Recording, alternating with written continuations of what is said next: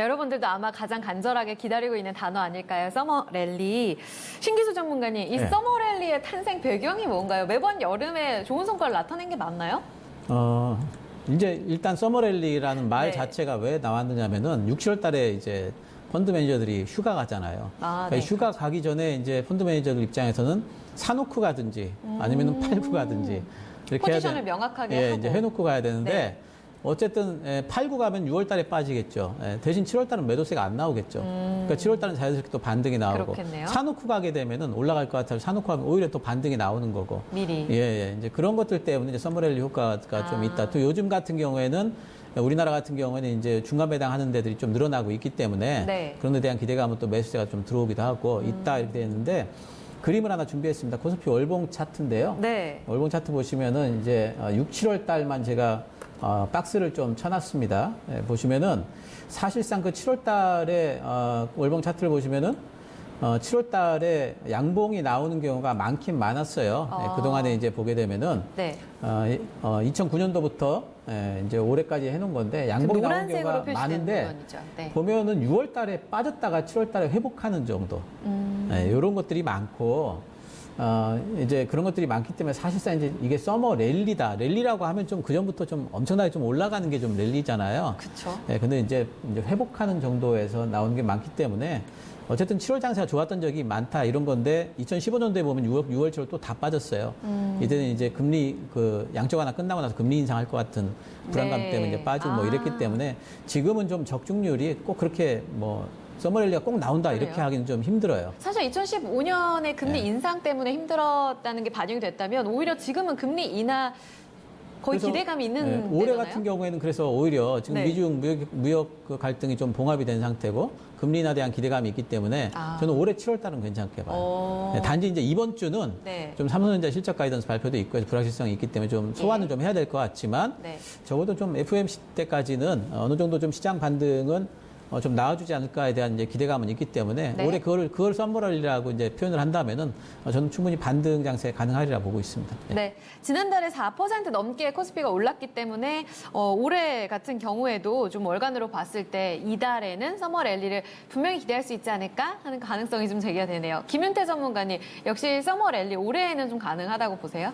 이게 두 가지 답이 있을 것 같아요. 몰라요, 사실상.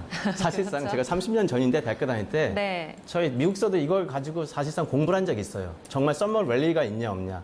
정답은요. 제가 30년 전에 미국서 공부할 적에는 정답은 아니다예요. 이미요. 많은 연구기관들이 대학교들이 이거 연구를 했어요. 정말 서머 랠리가 있냐 없냐. 사실상 서머 랠리라는 말 자체가 처음 나온 게 1932년 대공황이에요. 그러니까 대공황 때 미국을 포함해 전 세계 주가가 다 폭락을 했어요. 그렇겠네요. 그런데 이게 가장 안 좋았던 게 6월 달인데 6월 달부터 반등을 합니다. 그래서 6, 7, 8월 달 만에 76%가 올라가요. 다우지수가.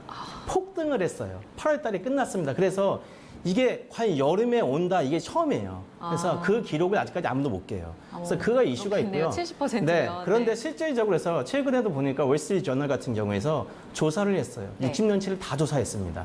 과연 서머 랠리가 이게 미신처럼 믿어요. 월가에서도. 근데 실질적으로는요 반대입니다. 자, 6, 7, 8월 때 이 서머 랠리 기간 중에 평균적으로 매달 한 0.1%가 올랐대요. 네. 누적을 보니까. 그런데 그 나머지 6, 7, 8월 뺀 나머지 기간 동안에 평균 0.7%가 올라요. 한 달에. 즉, 이 기간이 안 가요. 자, 아까 전문가께서 정확히 짚으셨는데 펀드 네. 매니저 얘기했잖아요. 반대로 개인 투자도 마찬가지예요. 자, 개인 투자 같은 경우는 여름 휴가를 가지 않습니까? 네. 미국이나 유럽은 굉장히 오래 가요. 휴가를. 1년 내내 돈을 모았다가 자, 땡스기빙 크리스마스 때 쓰고 나머지 다 어떤 여름 휴가 때 씁니다. 네네. 그러니까 있는 주식들 많이 팔아요. 전체 포션은 크지 않지만 그래서 기관 투자나 펀드 매니저는 이때 안 사요. 싸게 살려고 기다립니다. 안 올렸다 해서. 그래서 5월달, 6월달이 의외로 가장 안 좋습니다. 네. 평균적으로 올해 똑같잖아요. 저희가 5월달, 6월달 얼마나 안 좋았어요. 누적적으로 역사적으로 보면 5, 6월달이 가장 안 좋아요. 그래서 그때 기다렸다가 더 안 좋게 누릅니다. 그래서 이때 휴가 비용을 마련한 채에서 팔고요. 네. 그럼 대체적으로 휴가를 가니까 누가 뜨겠습니까? 여행 관련된 거, 호텔, 항공, 여행사들 주가를 올렸어요. 그래서 이쪽이 부각되다 보니까 자, 썸머 랠리가 있는 것 같이 보이지만 실질적으로는 자, 기술적 분석을 해보니까 아니라는 거예요. 반대로 갔습니다. 그냥 역사적으로 그런 것 같아요. 그래서 시초 최초는 아마 1932년 대공황 때, 네, 6, 7, 8월 동안 3개월 동안 76%? 그게 아마 기록인 것 같아요. 그래서 서머 랠리란 말이 처음 나왔다는 게 어원이 있어요. 찾아보니까. 월가에서 탄생한 거기 때문에 우리 시장은 글쎄 적용하면 네. 답은 모르겠다. 또 이렇게 전망이 나오네요. 결국 뚜껑은 열어봐야겠죠. 7월 서머 랠리를 기대하면서 세 번째 질문까지 저희 해소해봤습니다. 유리나 캐스터 세 가지 질문 다 해소해봤는데요. 오늘도 공부 도움 많이 됐나요? 네, 서머랠리가 꼭 나온다는 이야기 하기는 힘들다. 하지만 이번 달에는 좀 기대해 볼 만한 하다. 제가 잘 기억해 놓겠습니다.